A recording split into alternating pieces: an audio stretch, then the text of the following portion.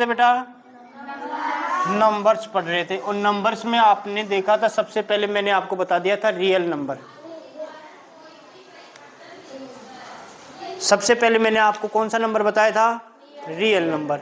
Real number मैंने बताया था कि जो नंबर लाइन होती है, जो संख्या रेखा होती है, उस पे जितने भी नंबर उपस्थित हैं वो सारे क्या होंगे? Real number. रियल नंबर को आर से लिखते हैं। रियल नंबर को किससे लिखते हैं? और रियल नंबर को बोलते क्या है? वास्तविक संख्याएं बोलते हैं। ठीक है। दूसरा मैंने आपको कौन सा नंबर बताया था? इंटीजर बताया था। इंटीजर को हम हिंदी में बोलते हैं पूर्णांक, और पूर्णांक का मतलब होता है पूरी संख्या। बताया था कि नहीं बताया था? और पूर्णांक को किससे लिखते हैं? कैपिटल जेड से, बड़े जेड से। ठीक है ना? मतलब जहां पे जेड लिखा होगा तो हम समझेंगे ये क्या है? इंटीजर है, पूर्णांक है। पूर्णांक कितने प्रकार के बताए थे? 2 प्रकार। एक तो होता है पॉजिटिव और एक होता है पॉजिटिव का मतलब मैंने बताया था कि धनात्मक, नेगेटिव का मतलब मैंने बताया था ऋणात्मक। यही बताया था ना? अच्छा, पॉजिटिव का मतलब मैंने ये बताया था कि जो +1 से शुरुआत वाले नंबर हैं और अनंत तक जाते हैं, ये सारे धनात्मक पूर्णांक होते हैं। और -1 से शुरू होके माइनस अनंत तक सभी जाते हैं, वो होते हैं ऋणात्मक पूर्णांक। ठीक है। और बीच में बच जाता है जीरो। जीरो मैंने क्या बताया था कि सर जीरो ना तो होता है पॉजिटिव ना ही होता है, मतलब जीरो ना तो प्लस का होता है ना ही माइनस का। तो सर जीरो क्या होता है? जीरो सिर्फ और सिर्फ पूर्णांक होता है। इंग्लिश में मैंने लिखा दिया था ना, zero is only integer, zero is not equal to positive and negative integer. ये चीजें बताई थी। इसके बाद मैंने क्या बताया था? प्राइम नंबर बताया था ना। प्राइम नंबर क्या होता है? सर प्राइम नंबर वो नंबर होता है जिसके फैक्टर कितने होते हैं? 2। फैक्टर का मतलब होता है गुणनखंड, और गुणनखंड का मतलब होता है कि उस संख्या में कौन कौन सी संख्याओं का भाग जा रहा है। जैसे मैंने आपको बताया था 2, उदाहरण बताया था ना 2, तो 2 में सर 1 का जाता है और 2 में सिर्फ और सिर्फ कितने का जाता है? 2 का। तो सर देखना कहां तक है? सर जहां तक नंबर होगा वहीं तक हमें देखना होता है। तो जिसके गुणनखंड यानी जिसके फैक्टर कितने हो? सिर्फ और सिर्फ 2 से कम भी नहीं, 2 से, तो वो संख्या होती है प्राइम नंबर। प्राइम नंबर को हिंदी में बोलते हैं। अच्छा, मैंने ये भी बताया था सबसे छोटा प्राइम नंबर कौन सा होता है? सबसे छोटा का मतलब है शुरुआत, सबसे पहले क्या मिला वो सबसे छोटा, सबसे लास्ट में जो मिलेगा वो सबसे। अब प्राइम नंबर भी कितने टाइप के होते हैं? 2 टाइप के। वो अपन ने नहीं पढ़े, वो अपन कब पढ़ेंगे? आज पढ़ेंगे। ठीक है ना? तो देखो बेटा,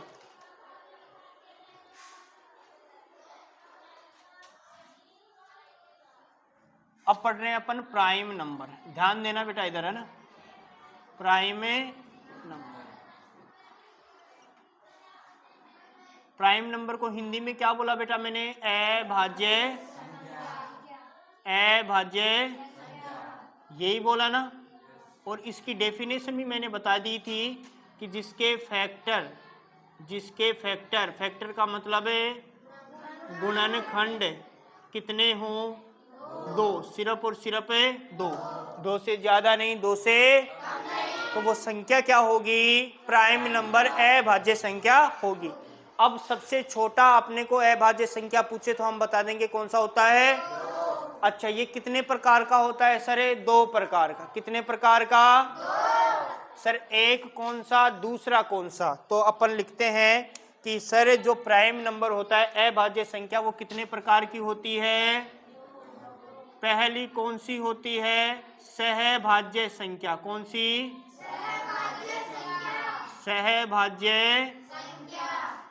और दूसरी होती है बेटा द्विभाज्य संख्या। कौन सी? द्विभाज्य, द्विभाज्य।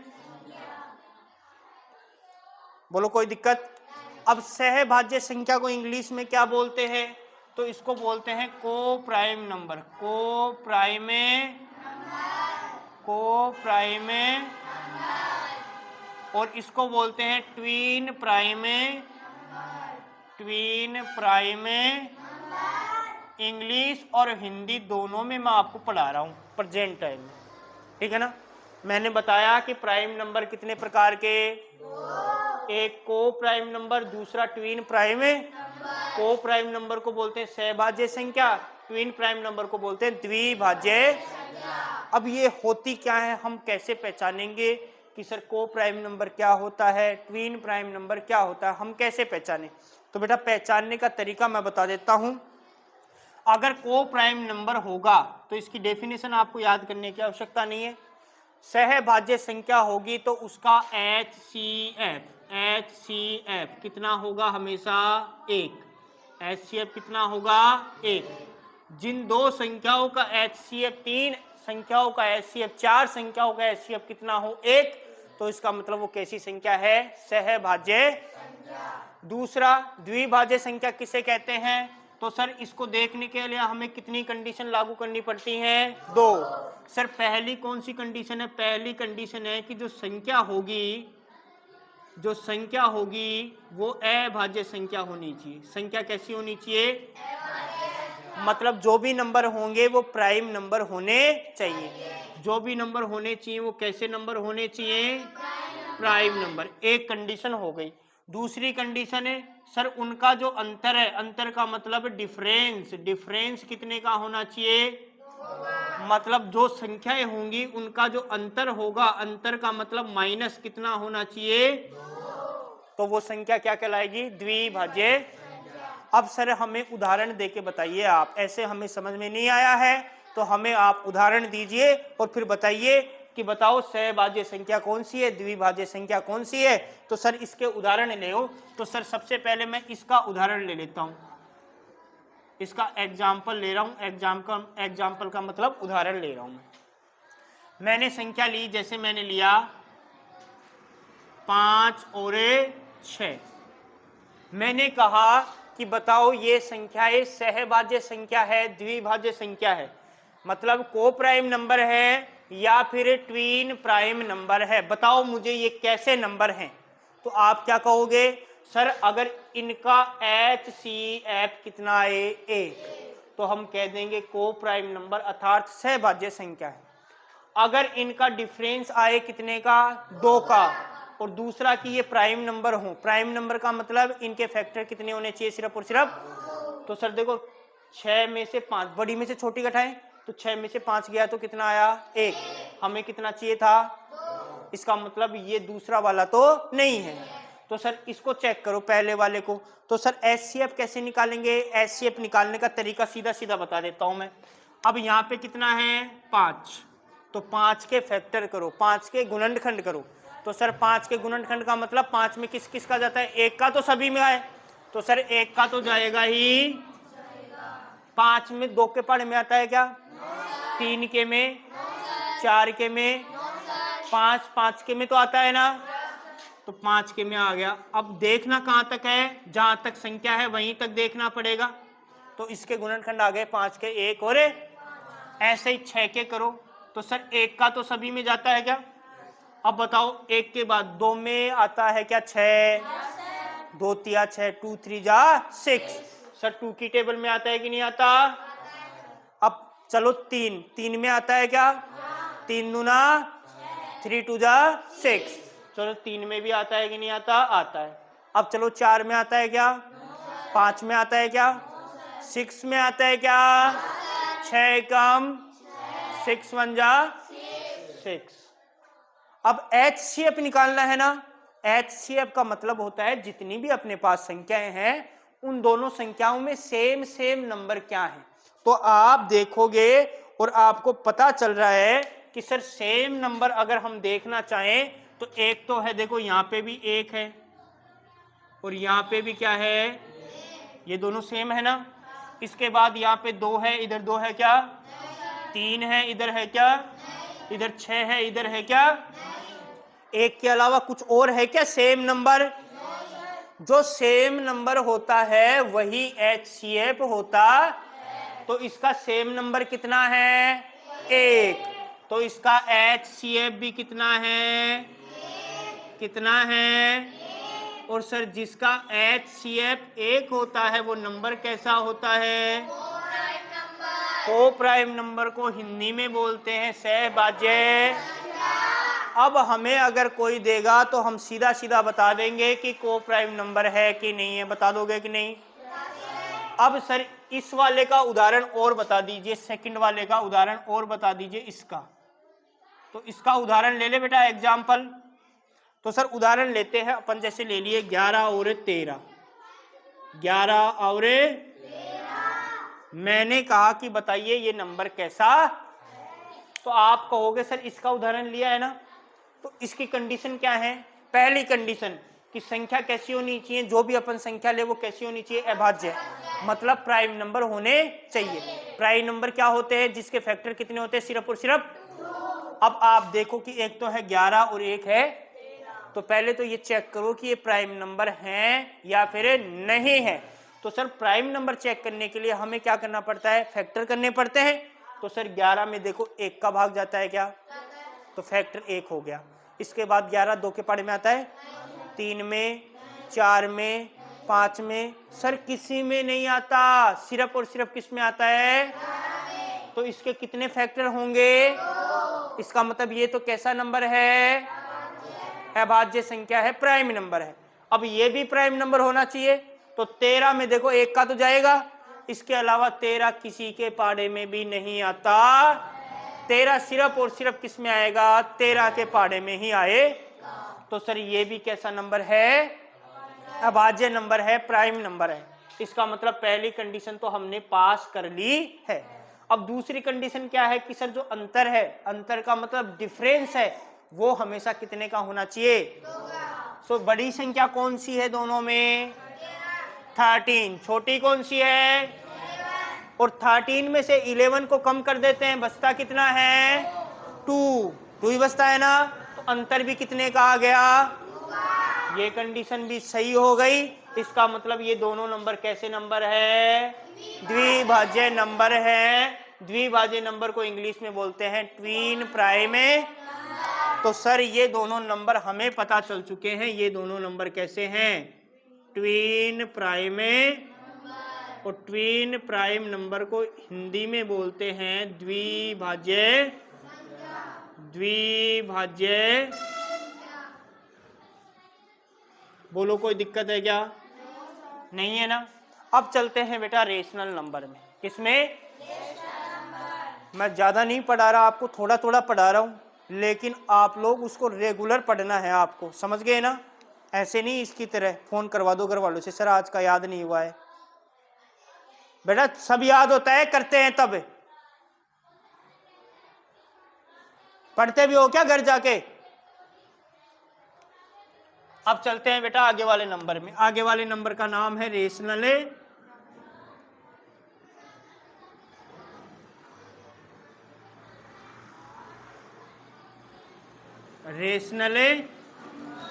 रेशनल नंबर बहुत इंपॉर्टेंट है, आपके 12वीं क्लास तक आता ही जाता है, आता ही जाता है। तो इसको आज अच्छे से समझ लेते हैं। रेशनल नंबर को बोलते हैं बेटा परिमेय संख्याएं। परिमेय। तो सर हमें कोई डेफिनेशन याद करनी है क्या? नहीं, हमें कोई भी डेफिनेशन याद नहीं करनी। अभी हमने देखा, आप देखोगे ध्यान से, हमने देखा कि सहभाज्य संख्या जो होती है वो ये वाली होती है क्या? आपने देखा कि इसमें और इसमें कुछ भी कॉमन नहीं आ रहा, एक के अलावा। 5 में 5 का भाग जाएगा, 6 में 2 का, 3 का, 6 का जाएगा। मतलब इसमें किसी और संख्या का भाग जा रहा है, 6 में किसी और संख्या का भाग जा रहा है। ऐसे तो नहीं है ना कि दोनों में किसी सेम संख्या का भाग जाए। एक का तो सभी में जाता है, तो एक को तो गिनो ही मत। इसके अलावा किसी और संख्या का भाग जाता है क्या? दोनों में सेम संख्या का नहीं जाता है। इसमें अलग संख्या का भाग जाता है, इसमें दो ऐसी संख्याएं जिसमें अलग अलग संख्याओं का भाग जाता है, उसे बोलते हैं सहभाज्य। मैं ये क्यों बता रहा हूं? क्योंकि ये यहाँ पे काम आने वाला है। अगर अब आपसे पूछे कि परिमेय संख्या क्या होती है, तो आप उनको कहेंगे कि सर कोई भी संख्या अगर परिमेय है तो हम उस संख्या को परिमेय बताने के लिए 3 कंडीशन देखते हैं। कितनी कंडीशन? 3।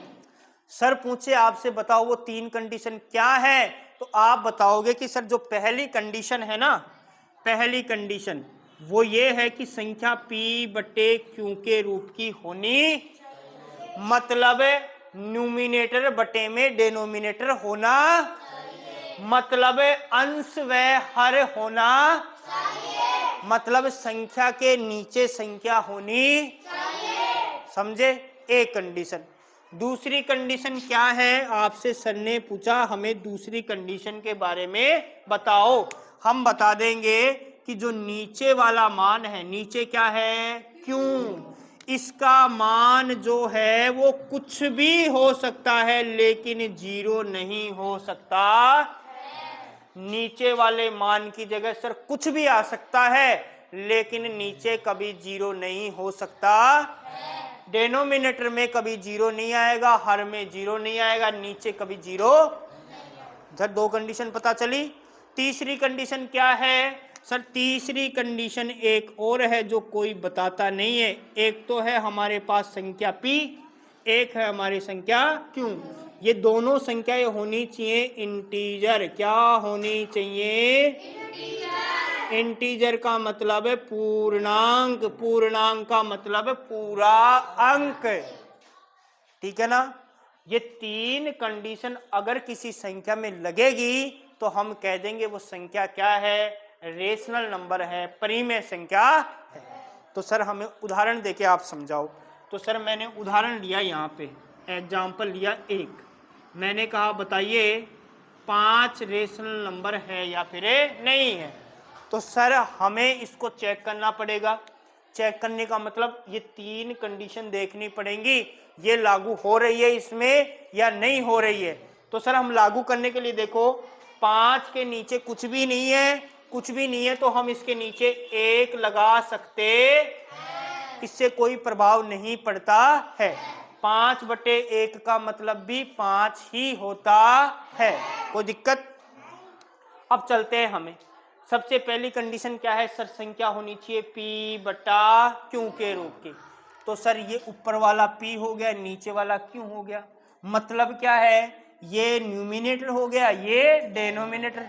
हिंदी में बोले तो ये अंश हो गया, ये इसका मतलब अंश व हर यानी न्यूमिनेटर डिनोमिनेटर मौजूद है।